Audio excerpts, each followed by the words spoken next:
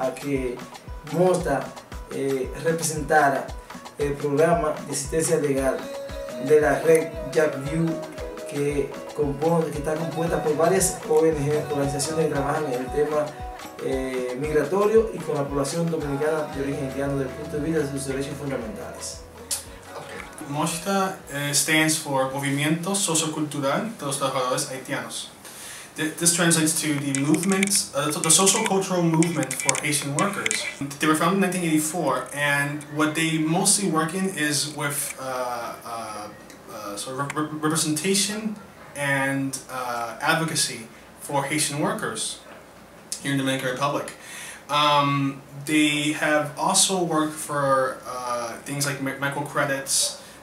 They have a clinic in which they give medical assistance to both Haitians and Dominicans of Haitian descent, who many times are unable to actually obtain any medical services. Prior, Zahid Perez, who was an activist, a Dominican Haitian activist, she was sort of the spearhead for the movement to nationalize Dominican Haitians, or to say Dominicans of Haitian descent, who were basically being stripped of their rights for a long time, and they worked very closely with her. And she unfortunately passed away in 2011. But since then, they have been the legal counsel and legal representatives for the View movement, which is a sort of a coalition of several NGOs here in the Dominican Republic and Haiti, which sort of works for Haitian rights and workers' rights all over the country. And what are some of the challenges that the organization faces? Yes. ¿Qué problemas ustedes se encuentran como que más frecuentes en el trabajo que hacen?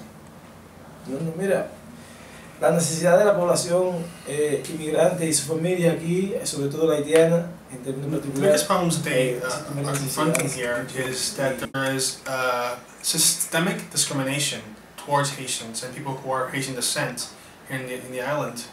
He makes a point that racism, even though it has a certain element within the discrimination, it's not the sole, like purveyor of the problems, because as you may see, the Dominican Republic is actually a multiracial society, but just that there are many historical, cultural, economic reasons for which the Dominican Republic and Haiti have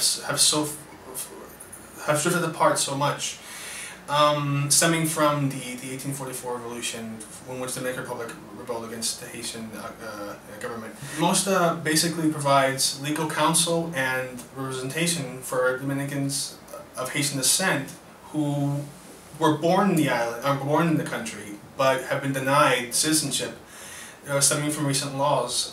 Because the way the Dominican law works is that if you were born of parents who are not properly documented, then indeed you will not gain any citizenship. So what happened was, there's a particular issue for people who came here in 1952, 59, and other times, in which there were actually bilateral agreements between the Dominican Republic and Haiti, in which they were there were contracts for migrant workers in Haiti to be taken to the Dominican Republic to work with the sugar canes. And what happened was they were promised actually citizenship or some sort of paperwork to normalize their status, and when the work was over, to be sent back. But what happened was the Dominican Republic did not actually honor the agreement. They did not give them any sort of paperwork. They left them as sort of cheap illegal labor, and they never took them back. They never sent them back to the western part of the island. So now all these Haitians who were working here and living here, staying here to work, were now stranded, more or less. And they lived in very marginalized communities, very inaccessible to the rest of the country. This has been going on for generations, and the people today who have been born here, have lived here all their lives, whose grandparents maybe came from Haiti, today do not have any legal status here in the country and are at risk of deportation. Countries that they have never been to, which in many cases they don't even speak the language, but they're at a serious risk of being deported, and that's what MOSCTHA is working to sort of prevent. And how do Haitians that are in this situation, how do they hear about this center to come here for help? Ella pregunta, bueno, ¿usted quiere decir algo más de lo que había dicho? Bueno, ella pregunta, ¿cómo es que las personas llegan a MOSCTHA? Las personas afectadas. No, mira, eso es una tradición, sí. Porque es que antes que MOSCTHA.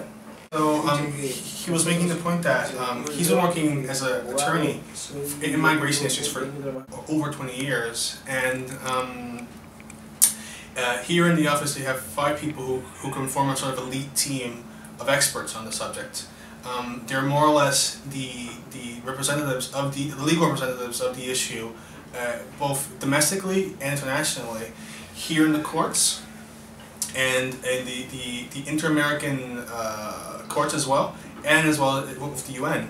So whenever this issue is brought to the international organizations, it's actually them who are representatives of it, and this has caused them to more or less be the more well-known group, and people have problems just when they come to sort of because they know of this particular organization. Several of the bateys being sort of the Haitian communities here in the island, they have representatives, they have promoters who are representing MOSCTHA in these communities, and they are able to diverge, to spread information about what they do and how they do it, and this allows them to be more aware of the international process, the legal processes as well that's going on. So that's partially how they are also able to do it, because they form part of the JAGView network, which has people around the country, and they able to spread this information through promoters. How will this racial tension between the two countries, what's the future of it? ¿Qué usted siente sobre el tema racial y qué usted siente que va a ser el futuro del tema racial en el país? Mira, yo decía que más bien que el problema es un problema de discriminación, y en el tiempo hemos ido observando y estableciendo la diferencia. He was saying that the racial issue is complex, partially because Dominicans are themselves multiracial. It's not uncommon to see Dominicans with black heritage themselves. Here in Villamella, for example, most of the population is black, but they can distinguish themselves from Haitians. They see themselves as being different, as a national difference, not as much racial difference, even though there certainly is a part of it. It's undeniable, but because these things are hard to typify, characterize very clearly, because a lot of these things are very more emotional based. Race is not something that they particularly look for. It's more like discrimination on a national basis, xenophobia more than anything. In his experience, having worked for a very long time in the subject, he saw a very contentious time from '95 forward, stemming from laws that were passed at the time, and in recent years they have been able to bring several cases to court. Jambosico. There was a case that they brought before the international courts.